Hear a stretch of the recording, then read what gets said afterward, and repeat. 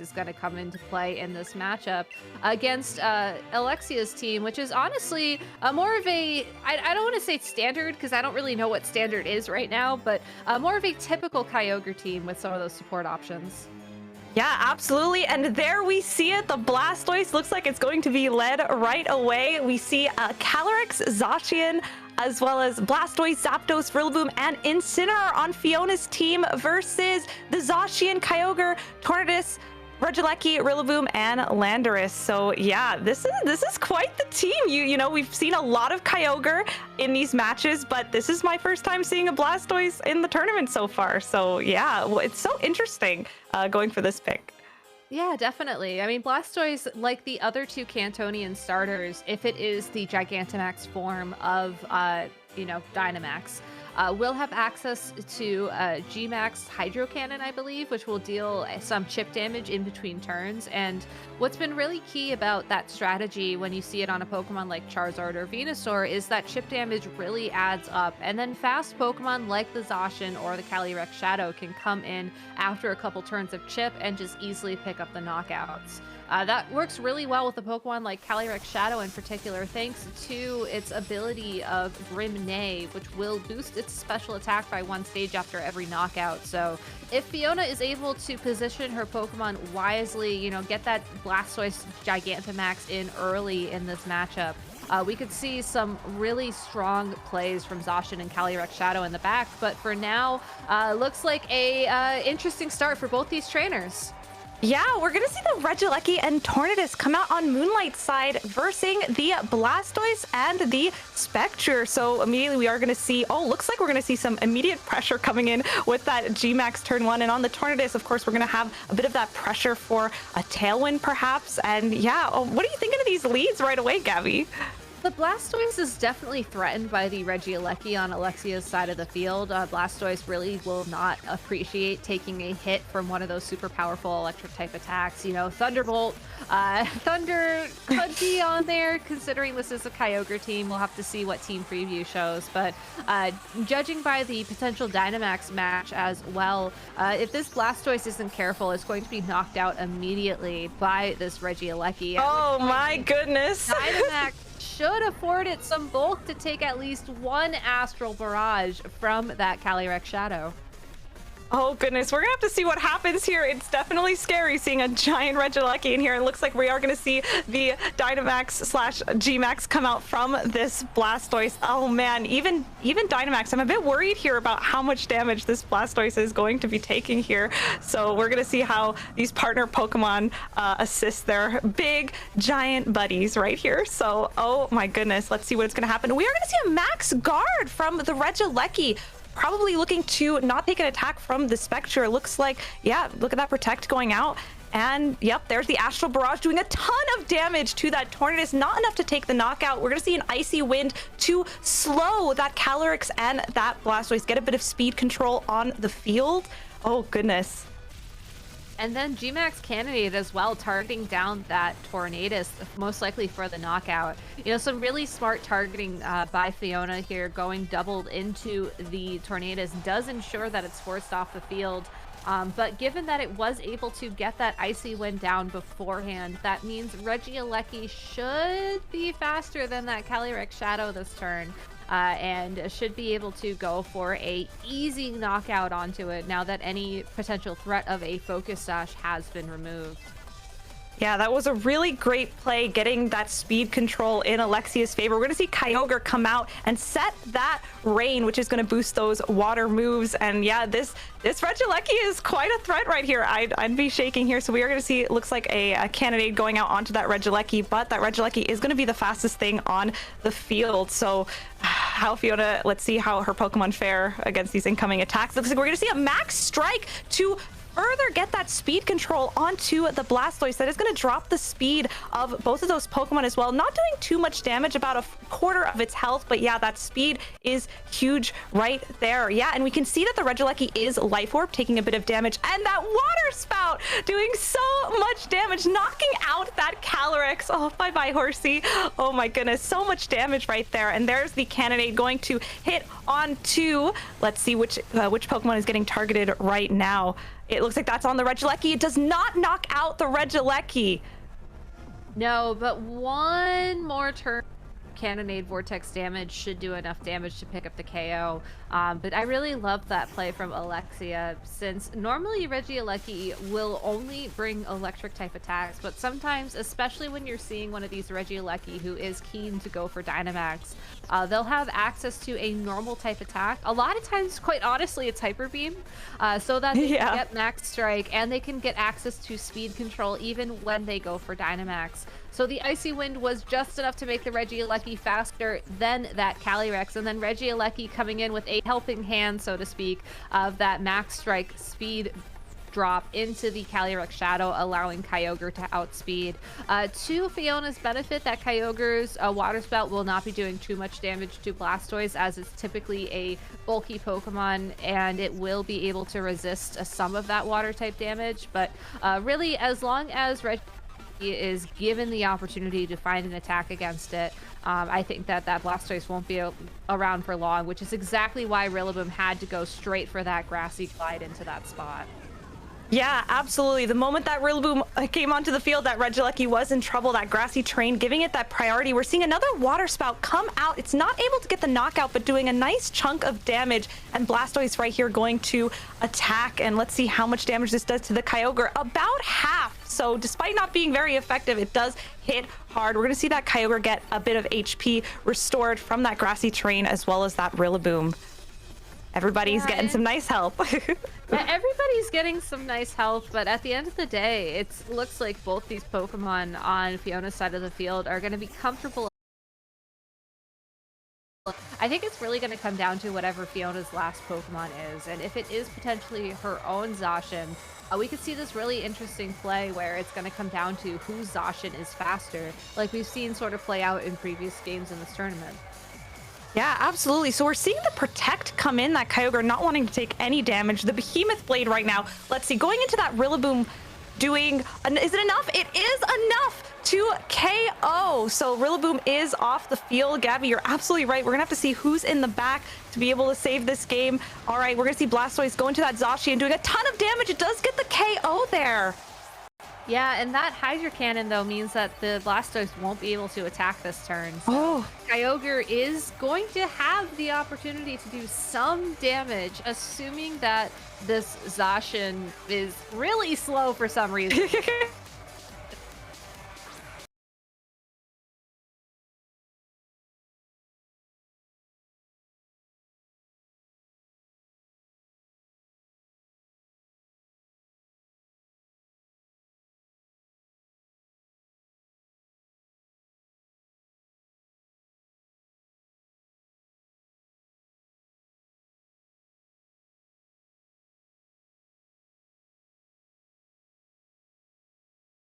Attacks that you kind of want all of them at once.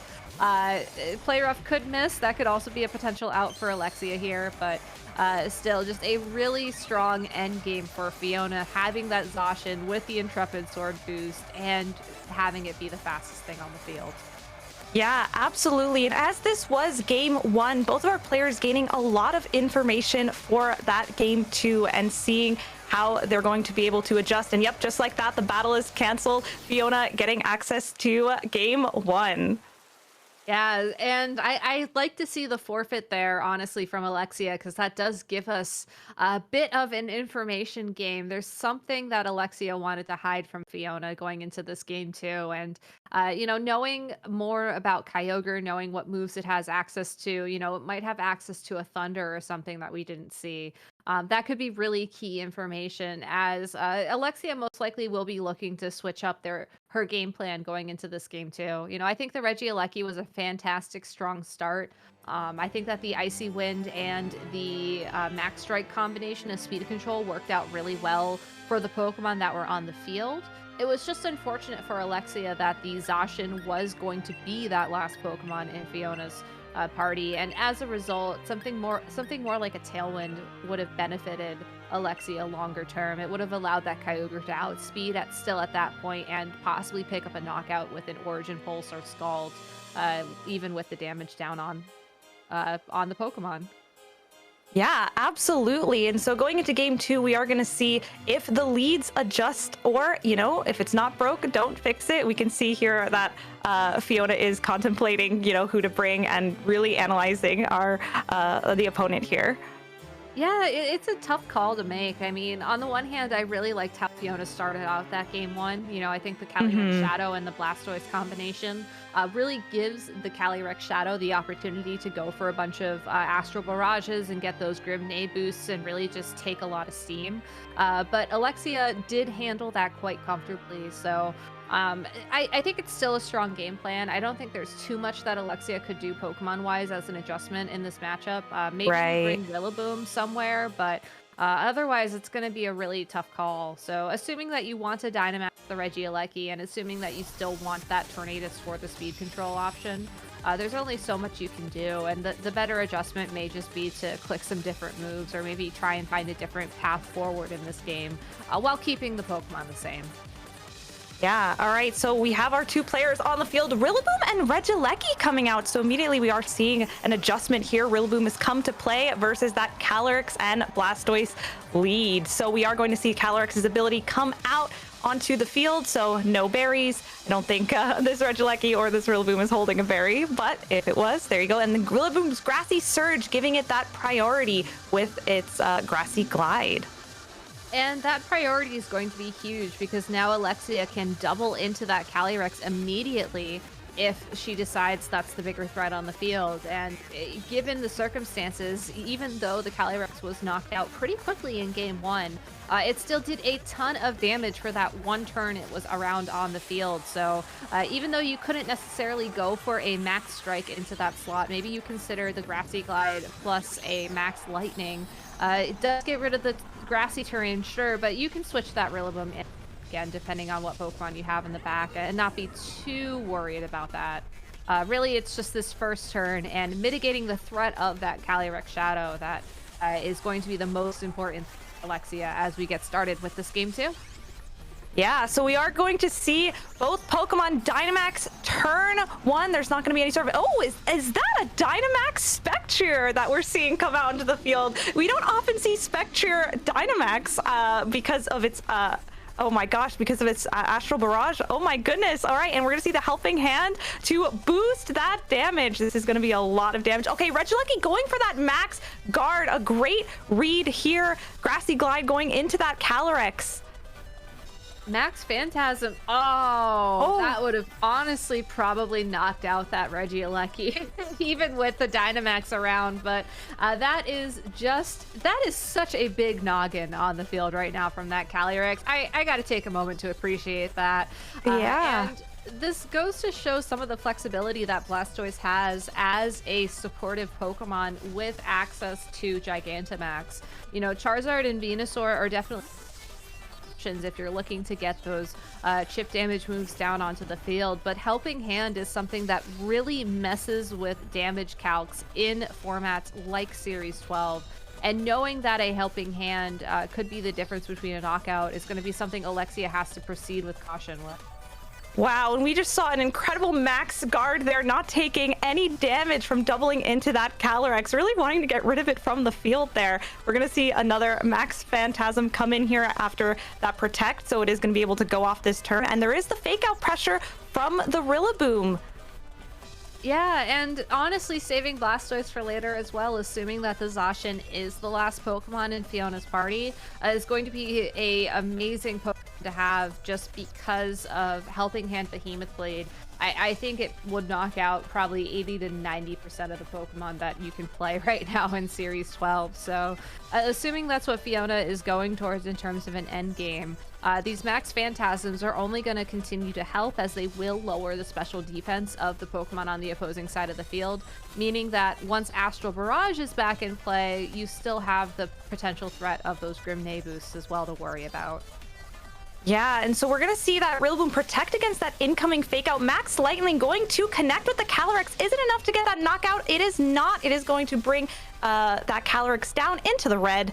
Also setting that Electric Terrain, getting rid of that Grassy Terrain, which is big for Rillaboom. It's not going to have that priority anymore. Max Phantasm is going to connect into this Regieleki, doing a ton of damage. Not enough to seal the deal, though. No, and it's unfortunate that that terrain was set to the grassy terrain at the beginning of this turn, as that Regieleki would have been able to knock out the Calyrex if it had the boost from the electric terrain. And now that it is finally electric terrain, it's unfortunate because this Calyrex is going to be forced to protect as Rillaboom tries to target down the Regieleki for a knockout. I mean, it's certainly going to get that knockout, but I think if Alexia is going to predict a second protect or an otherwise defensive play from Fiona here, she could very well switch out that Regieleki, save it for later when it might be a bit more advantageous to have back out onto the field opposite that Blastoise perhaps. And send in a Pokemon like Zacian or, you know, possibly even, maybe even the Kyogre now that electric terrain or that grassy terrain isn't around to start dealing more damage as the turns progress. Yeah, we are going to see a Kyogre coming in here, taking advantage of a potential read or protective play. All right, we're seeing a protect come in from that Regieleki. What a great swap in here. Calyrex is going to be going for that protect as well, and we're really seeing the effects of the positioning. Oh, that Rillaboom is not going to be able to switch out, but it is now going to stay on the field while this Kyogre is here. Yeah, it's definitely an interesting spot to be in where you think, okay, you know, Kyogre isn't necessarily the Pokemon you want to switch in against a Rillaboom, but given that Regieleki is so fast and given that the grassy terrain isn't active on the field, Kyogre is free to target that Rillaboom down with a Ice Beam to potentially knock it out. I mean, we don't know too much about Fiona's Rillaboom at this point in time. You know, it's possible that it's one of those more offensive variants that can be knocked out in a single hit by a Ice Beam, or it's even possible that the Regieleki decides to just go crazy and maybe even Hyper Beam it for some extra chip.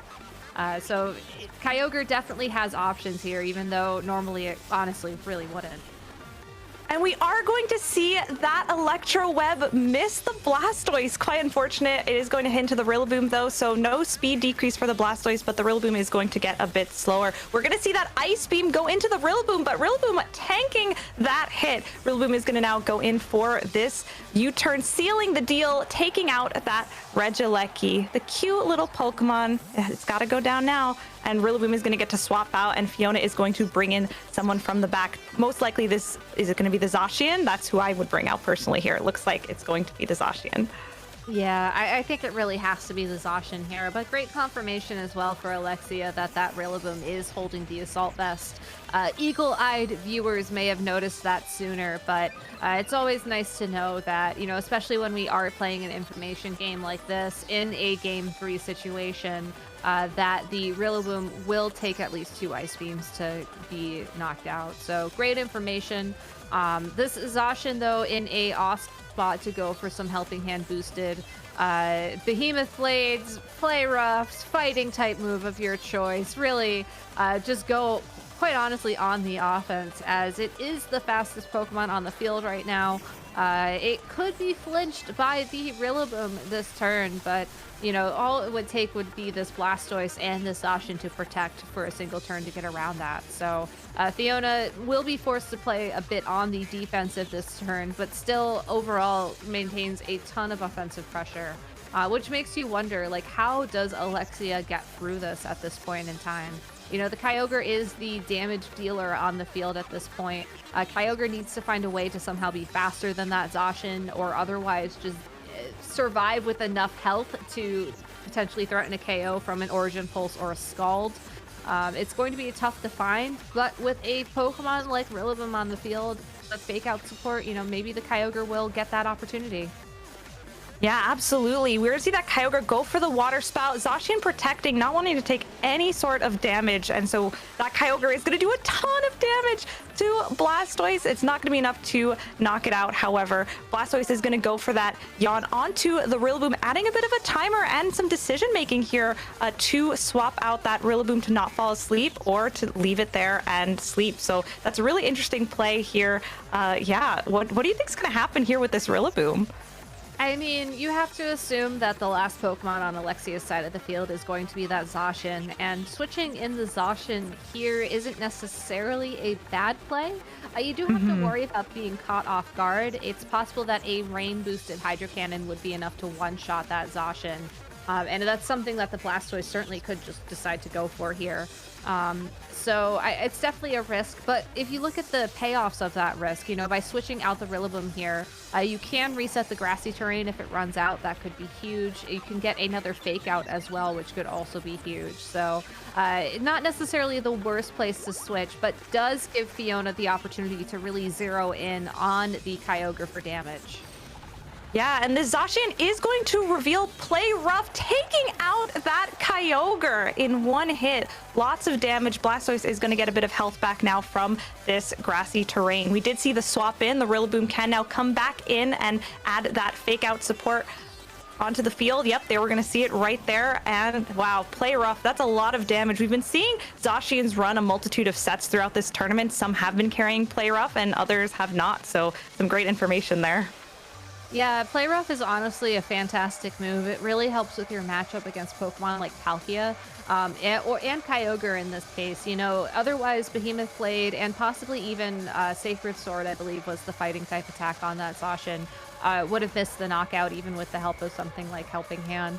Isn't the most accurate move, which is something you do have to keep in mind, but given how Fiona still has access to all 4 of her Pokemon on the field, she can afford to take these risks, correctly predicting the Grassy Glide over the Fake Out from Alexia's Rillaboom. Wow.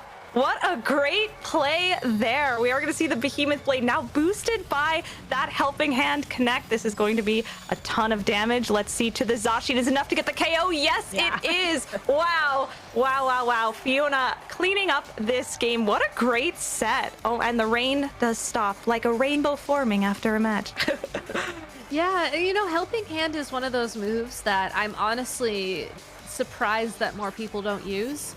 I think typically you see it on Pokemon like Whimsicott, which is a lot frailer than a Blastoise and would really struggle to find these opportunities. But if you're able to fit in a bulky Helping Hand user, it can really turn situations into really comfortable wins. I mean, that Behemoth Blade, I believe it's like a guaranteed knockout with the Helping Hand boost on Zacian, regardless of what kind of Zacian it is. I know people haven't started running like super bulky Zacian yet, but hypothetically, if people did, it still knocks out.